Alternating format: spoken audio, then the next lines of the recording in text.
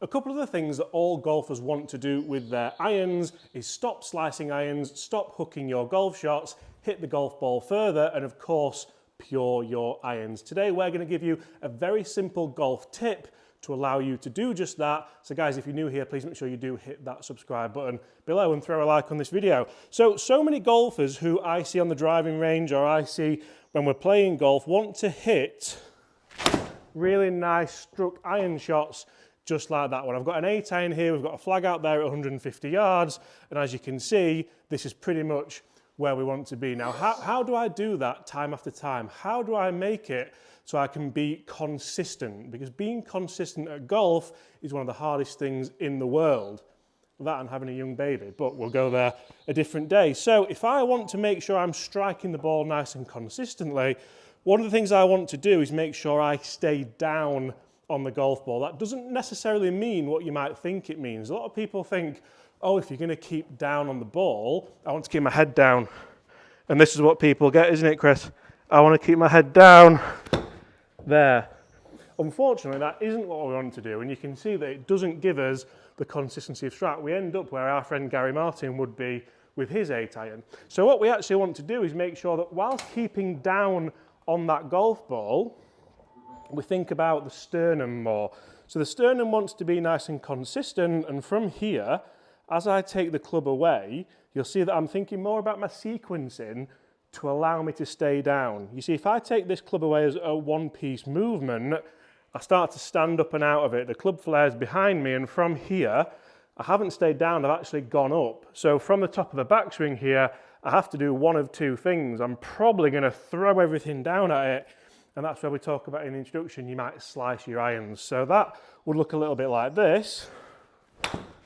And you can see that's come out really thin. The ball's wanting to move from left to right, and it's just not the strike we want. You'll see my finishing position was actually all over the place as well. The other option is we go up and we stay up, and I try and that's the one. That's the one that a lot of people really don't like. Topping a golf shot is one of the most frustrating things in the world. So a really good drill for this is something that actually Chris showed me just the other day because I was losing my posture a little bit. So I'm going to put my club across my shoulders here, and if I move as though I'm having a backswing, so I'll move my shoulders first, then I'll move the hips, you'll see that I start to point that club down at the golf ball there. From here, as I start my downswing in that kind of reverse sequence, so I go hips first, then shoulders, you'll see that as I move down, I move back down through my kind of setup position, and as I come down here through to my finishing position, the club face is actually square at the golf ball there. So the hips have moved further than the shoulders. You can tell that my voice is a little bit more distorted, and that is how I want to feel like I stay down on that golf ball. Notice how when I do that as well, the shaft is actually leaning slightly forwards. And we spoke about that in so many videos to help you strike better golf shots, because if that shaft is leaning forwards, that's how we hit that nice straight golf shot. That's how we hit the green more often than not, and that's how we hit nice consistent distances, because once again, that's carried 153 yards. So I don't want to hit an 8 iron that goes 140 yards, then one that goes 160 yards. To me, that makes little to no sense. I want to hit this club between 150 and 155 every time, so that kind of window of opportunity is there to be flag high even more. If I don't do that, and this is one thing we're going to try and help you guys see a little bit more here on Get Good at Golf, we're going to hit you the bad shots and show you what not to do, because it's easy to tell someone what to do, but what not to do I think is always a little bit easier to understand. So if I don't do that, for example, and I don't get that forward shaft lean, that's the kind of shot I'm going to get. I'm going to catch it heavy. I actually tried to rescue that and strike it better, but I couldn't do. So that one's not gone the distance that we want. So I'm going to go one more and try and actually get the strike so you can see the ball fly. But you can see how difficult that is because I couldn't rescue it. So if I can't rescue it, there. So that's the shot where you think, oh, that's so good. Go on, be on. It's all over the flag. Oh no, it's in the water. So that's 111 yards carry with a shot that I felt I struck pretty well. Dynamic loft was a lot higher and it launched a lot higher. Now, if I hit same kind of club head and swing speed, and I get that real forward shaft lean really far forward. You can see I've misstruck that one, but it's still carried that 145 to 150 yards. So realistically, what we're trying to do here is make sure that we have a nice consistent angle of attack, but also a consistent movement through impact. It's playing games with me here, Chris, isn't it? So if I then get that same feeling, back, back, and then as I move down here, it needs to be that way, I can get that nice and square. Look at that shaft angle there. So that's mimicking the shaft angle that we do want through impact. So again, it comes down to the sequencing.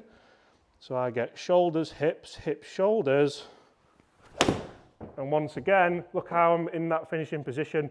I've held my balance. That one's going to carry about 155. 156.7. But these are the margins that we're thinking about, and these are the margins that hopefully can help you guys get good at golf, because realistically, I want you to be able to stand there with your Tacoma 8-iron or whatever 8-iron you're using, but you know what, yeah, it's 150, it's into the wind, but it's downhill, so I know I can hit the 8-iron. There's nothing worse than kind of guessing at what golf club you're going to hit. So in regards to keeping down again, if we know the sequencing's right and we know that we want to do this properly, the sequencing has to tie in with one thing. Guys, what do we think that one thing is? We spoke about it so much on Get Good at Golf, and it is weight transfer.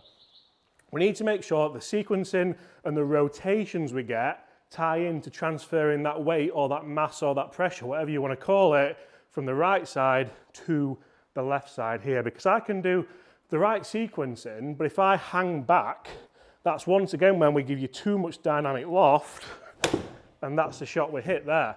So you see again, I'm thinking, oh, it's all over the flag, go on, be good.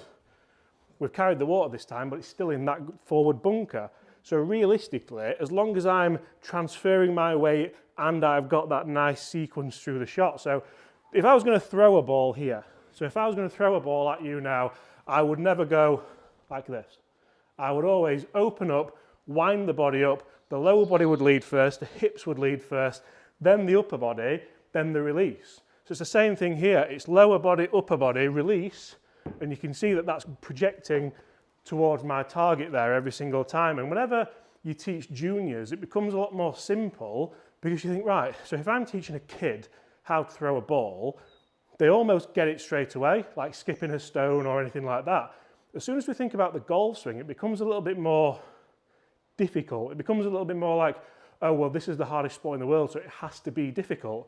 It doesn't have to be difficult. We don't have to make it overly difficult. We just have to think, right, sequence, weight transfer, and keep down on it. So from here, I can do that time after time, and I can hit exactly the same golf shot to you at 150 to 155 yards with my 8-iron, and we're living the dream. Guys, hit that subscribe button if you want to get good at golf. Throw a like on this video, and I'll see you all later next week, where we're going to help you get good at golf.